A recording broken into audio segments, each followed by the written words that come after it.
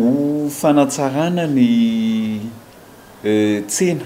sy ny tanàna Antananarivo, commune Antananarivo renivohitra zay amin'ny alalan'ny be ny tanàna Ramatoa Ravalomanana zany dia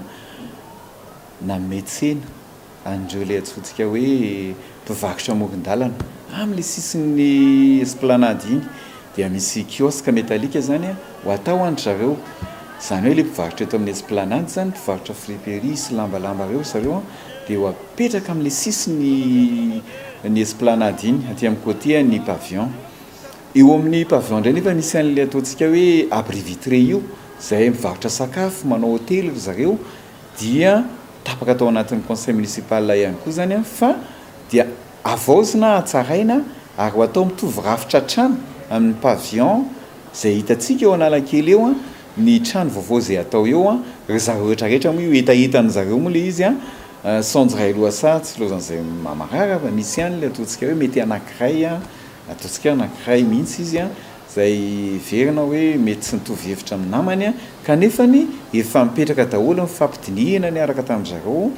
nandeha ny contrat sy ny convention ary dia zareo ihany nametraka ny tetiandro hoe anomboka tsy ho ela itsika namboatra an'io amin'izao fotoana zay ahafahana ataontsika hoe fotoana mainandro zay fotoana ahafahana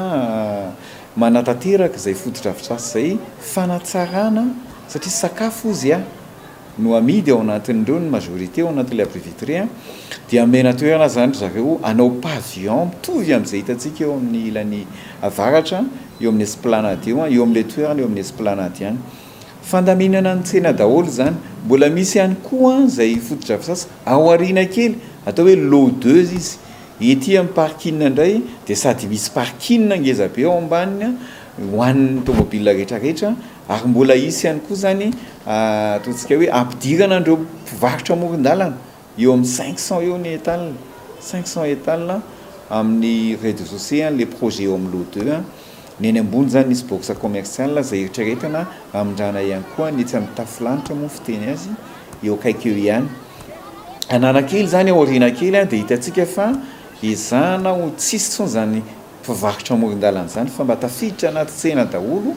eo amin'ny toerana eo ihany ny mpivarotra rehetra ary isy ny parking dia